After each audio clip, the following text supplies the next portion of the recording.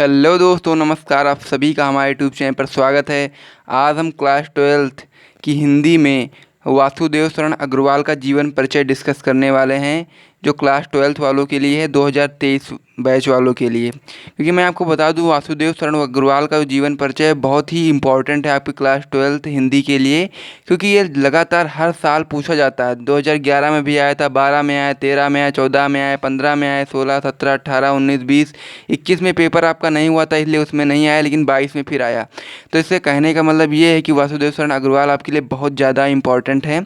मैं ये अपने हवा में बात नहीं कर रहा हूँ, यहाँ पर आप देख सकते हैं मेरे पास विद्या है, इसमें आप देख सकते हैं कितनी बारी आ चुका है। ये खुद ही देख सकते हैं आप, 11, 12, 13, 14 सब लिखा हुआ है, यहाँ पर देख लीजिए आप खुद ही।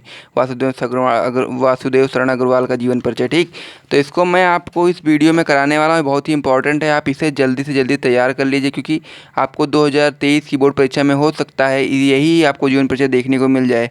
क्योंकि जितने भी आपके सेट बनते हैं हिंदी का पेपर में, जितने भी सेट बनते हैं उन सभी सेटों में से ज़्यादातर सेट में आपको ये जीवन परिचय देखने को मिल ही जाता है। ठीक, तो इसमें क्या लिखने को आता है, हम लोगों को लिखने को आता है साहित्यिक परिचय और कृतियाँ, यानी कि रचनाएं लिखने को आती हैं जीवन परिचय में। तो हम लोगों को करना क्या होता है कि साहित्यिक परिचय को लिखने के लिए, यानी इसको लिखने के लिए हम लोगों को मिलते हैं 3 नंबर, और कृतियाँ यानी कि रचनाएं लिखने के लिए हम लोग को मिलते हैं 2 नंबर। लेकिन फिर भी हम लोग जीवन परिचय को थोड़ा सा लिख देते हैं, ताकि अच्छा लगे देखने में और इम्प्रेशन अच्छा पड़े, ताकि एग्जामिनर भी नंबर देने में कोई कंजूसी ना करे, पूरी तरीके से हम लोग को नंबर दे। ठीक, तो थोड़ा बहुत ये भी लिखेंगे जीवन परिचय को। तो डॉक्टर अग्रवाल का जो जन्म है वो सन 1904 ईस्वी में मेरठ जनपद के खेड़ा ग्राम में हुआ था। ठीक दोस्तों, तो इसे जैसे जैसे मैंने आपको लिख के बताया, ऐसे ही आप कॉपी में लिखेंगे अगर बोर्ड एग्जाम की, तो आप लोगों को बहुत ही अच्छे मार्क्स मिलेंगे, यानी 5 में से 5 मार्क्स मिलने की पूरी संभावना रहेगी। इनके माता पिता लखनऊ में रहते थे। जब लखनऊ में रहते थे तो इनका बचपन भी लखनऊ में व्यतीत हुआ, और यहीं पर उनकी प्रारंभिक शिक्षा भी हुई। डॉक्टर अग्रवाल का जन्म जो मृत्यु हुई, क्या हुआ, सन 1967 ईस्वी में इनका स्वर्गवास हो गया। ठीक, तो इतनी चीज़ें लिख देनी, इसे लिखने की आवश्यकता नहीं, क्योंकि इसमें भी वो क्या कहते हैं, वर्ड का लिमिट होता है। ठीक, 80 वर्ड लिखने होते हैं मैक्सिमम। तो उसमें अगर 2-4 ये कम हो जाता है या ज़्यादा हो जाता है, उससे फ़र्क नहीं पड़ता। ठीक, लेकिन 80 लिखना होता है मैक्सिमम देखा जाए तो। अब हम साहित्यिक परिचय की बात करते हैं, जो हमारे सबसे इम्पॉर्टेंट है, क्योंकि इससे 3 नंबर मिलता है। अगर ये 23 से हम लोग लिख देते हैं तो हम लोग को 3 नंबर मिल जाते हैं। ठीक, तो डॉक्टर अग्रवाल भारतीय संस्कृति और पुरातत्व और प्राचीन इतिहास के प्रकांड पंडित एवं अन्वेषक थे। आपको ये लाइन ऐसे ही एज इट इज लिख देनी है। ठीक, कि डॉक्टर अग्रवाल जो थे वो भारतीय संस्कृति, पुरातत्व और प्राचीन इतिहास के प्रकांड पंडित एवं अन्वेषक थे, यानी कि बहुत ही विद्वान थे। भारतीय प्राचीन इतिहास, पुरातत्व और संस्कृति के क्षेत्र में ये बहुत ही ज़्यादा विद्वान थे। इनको बहुत ज़्यादा ज्ञान था इस विषय में। इनके मन में भारतीय संस्कृति को वैज्ञानिक अनुसंधान की दृष्टि से प्रकाश में लाने की उत्कृष्ट इच्छा थी। इसीलिए इन्होंने क्या किया, उच्च कोटि के निबंधों की रचना की। ठीक, इनके अधिकांश निबंध प्राचीन भारतीय इतिहास और संस्कृति से संबद्ध हैं।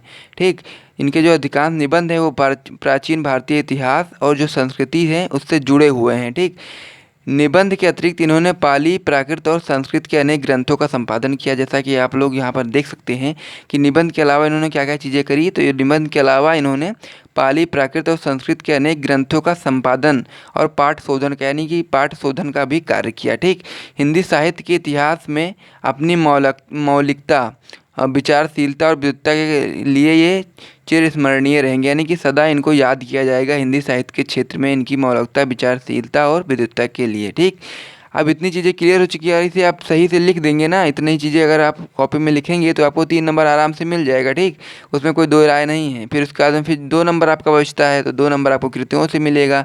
तो कृतियाँ आप लोग को लिखनी है इस प्रकार से कि डॉक्टर वासुदेव अग्रवाल ने निबंध, शोध एवं संपादन के क्षेत्र में महत्वपूर्ण कार्य किया। यानी कि प्रमुख रचनाओं का विवरण निम्नलिखित है। ठीक, तो निबंध संग्रह में आप क्या लिख सकते हैं, निबंध संग्रह में आप पृथ्वीपुत्र, कल्पलता और कला और संस्कृति और कल्पवृक्ष, अगर ये 4 चीज़ें लिख देंगे, इससे ज़्यादा लिखने की आपको आवश्यकता है नहीं। इतनी चीज़ें लिख देंगे तो एग्जामिनर समझ जाएगा कि आप लोगों को बहुत अच्छा आता है। ठीक, तो ये 4 ही आप रचनाएँ लिखेंगे निबंध में।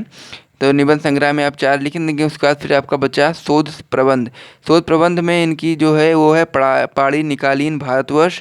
उसके बाद आलोचना ग्रंथ की बात करें तो वो है पद्मावत की संजीवनी व्याख्या, और दूसरा है आपका हर्षचरित का सांस्कृतिक अध्ययन। और उसके बाद संपादन की बात करें तो उन्होंने पाली प्राकृत और